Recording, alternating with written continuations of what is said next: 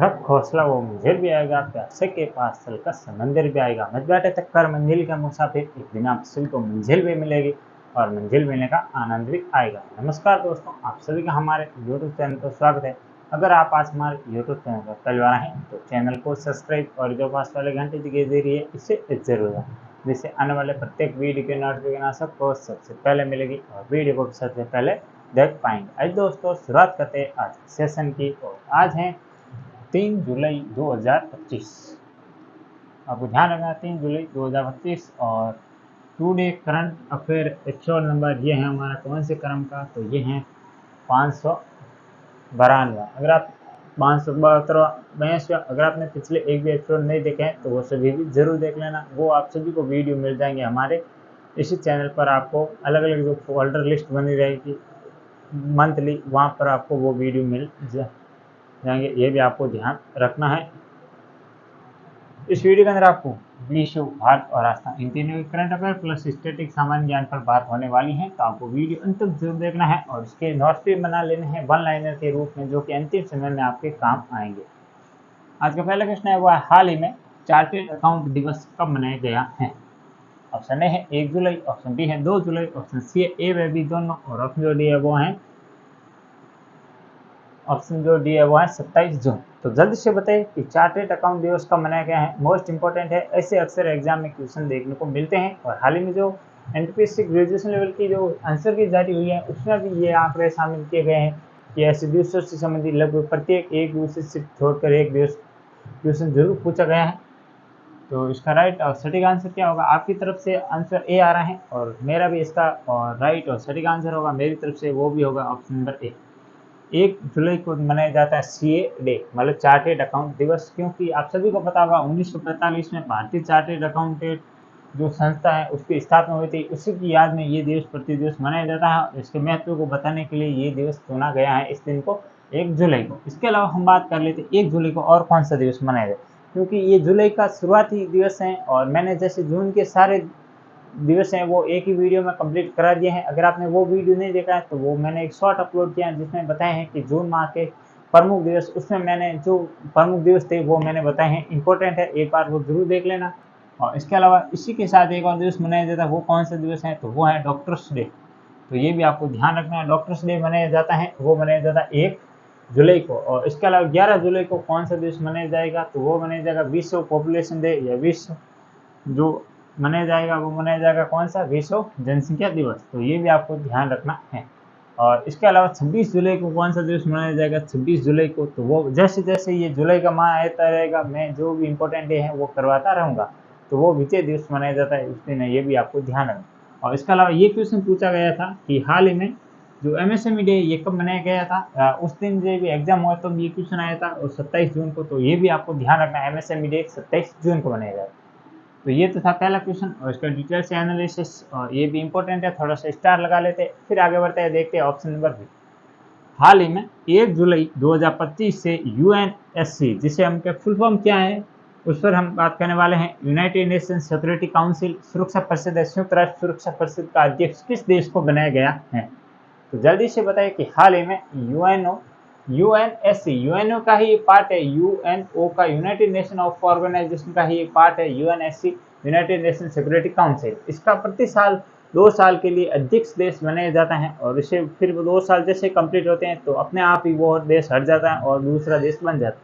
तो हाल ही में भारत का एक पड़ोसी देश है जो कि इसका अध्यक्ष बनाए गए हैं। कौन कौन से ऑप्शन है? ऑप्शन ए है पाकिस्तान, ऑप्शन बी है भारत, ऑप्शन सी है चीन और ऑप्शन जो डी है वो है यूएसए। तो जल्दी से बताइए UNSC, United nation security council का नया कौन सा देश बना है इसका अध्यक्ष। तो इसका राइट और सटीक आंसर होगा वो होगा ऑप्शन नंबर ए, न कि बी, भारत नहीं होगा, ये ध्यान रखना। ऑप्शन नंबर ए पाकिस्तान इसका राइट आंसर होने वाला। इसे 1 जुलाई 2025 से लेकर 1 जुलाई 2027 तक इसे अध्यक्ष बनाया गया यूएनएससी का, ये भी आपको ध्यान रखना है। और भारत काफी बार इसकी अध्यक्षता कर चुका है, ये अस्थायी रूप से न कि परमानेंट है।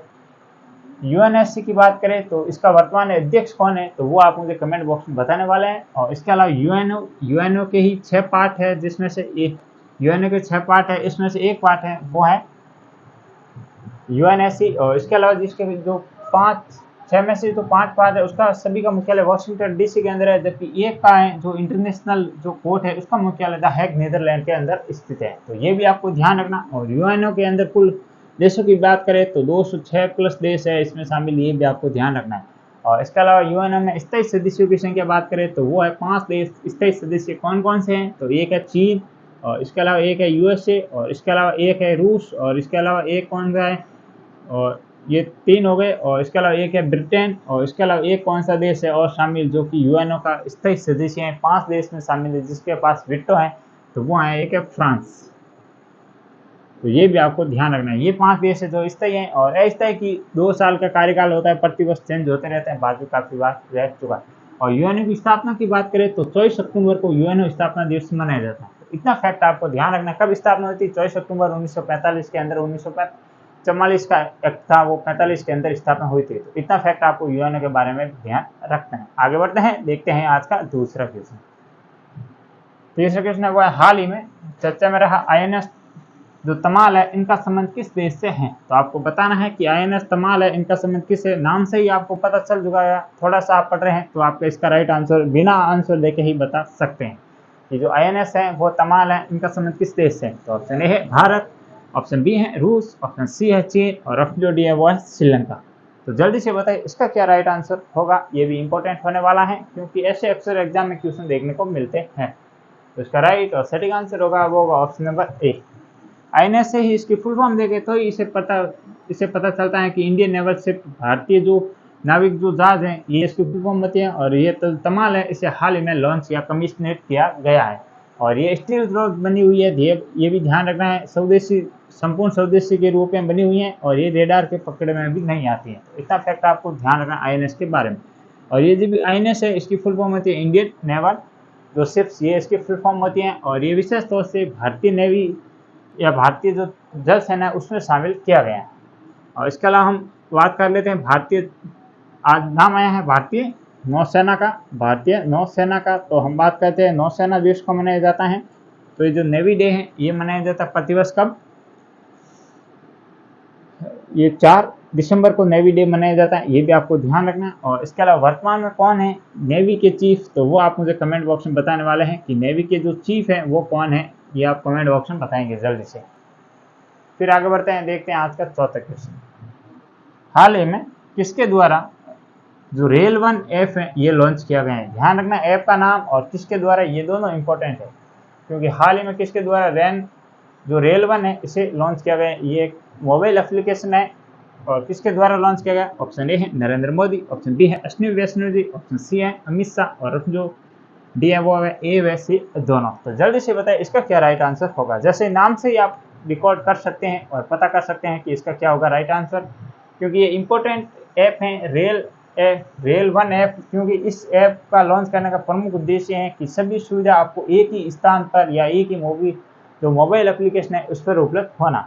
तो इसका राइट और सटीक आंसर होगा वो होगा option number B, Ashwini ji वैष्णव, जो कि भारत में वर्तमान में किस पद पर आसीन है? तो ये है भारतीय रेल मंत्री। ये भी आपको ध्यान रखना है, भारतीय रेल मंत्री जो पिछले सरकार में ये थे, इस सरकार में भी ये थे।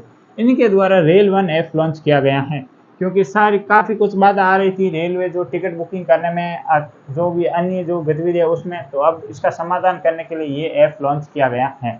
बात कर लेते हैं भारतीय रेल। तो भारतीय रेल का इतिहास देखें तो काफ़ी पुराना है। कल मैंने बताया था कि 1853 के अंदर भारत के अंदर प्रथम बार मुंबई से ठाणे के मध्य 34 किलोमीटर जो लंबाई की है वहाँ पर ट्रेन प्रथम बार चली थी। तो इतना फैक्ट आपको भारतीय रेल के बारे में ध्यान रखना है। और वर्तमान में भारत में जो भारतीय रेल मुख्यालय हैं या कह सकते हैं कितने जोन हैं, तो वो कुल 18 हैं। और 18वां जोन कौन सा है तो वो आप मुझे कमेंट बॉक्स में बताने वाले हो कि 18वां जोन का नाम क्या होगा। और इसके अलावा बात करें रेल, तो ये किस विषय का, अगर पूछे आपको कि भारतीय रेल है ये किस विषय किस सूची में आता है, तो ये संघ सूची का विषय है। ये भी आपको ध्यान रखना, न कि समवर्ती न कि राज्य सूची का। और इसके अलावा देखें कि लंबाई के अनुसार तो विश्व की सर्वाधिक घनत्व वाली जनसंख्या मतलब घनत्व वाली रेल पटरियों की बात करें तो भारत का इसमें तीसरा स्थान आता है। प्रथम स्थान पर है वो है यूएसए, और दूसरे स्थान पर चीन, और तीसरे स्थान पर भारत है। ये भी आपको ध्यान रखना है रेल घनत्व के बारे में। और इसके अलावा हम बात करें वंदे भारत ट्रेन, तो प्रथम बार कहाँ से चली थी, तो वो आप मुझे कमेंट बॉक्स में बताने वाले हो। तो ये तो थे हमारे 4 क्वेश्चन। आगे बढ़ते हैं, देखते हैं आज का 5वां क्वेश्चन, जो कि स्पेशल किससे संबंधित है, राजस्थान करंट अफेयर से संबंधित है।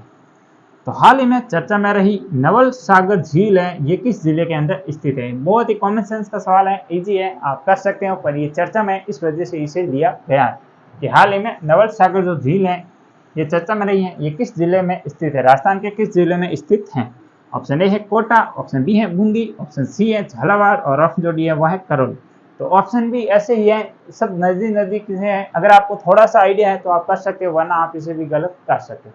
तो इसका राइट और सही का आंसर क्या होगा कि हाल ही में चर्चा में रही जो कौन सी नवल सागर झील है ये कहाँ पर स्थित है, तो ये बूंदी के अंदर स्थित है। तो ये भी आपको ध्यान रखना है, बूंदी जिस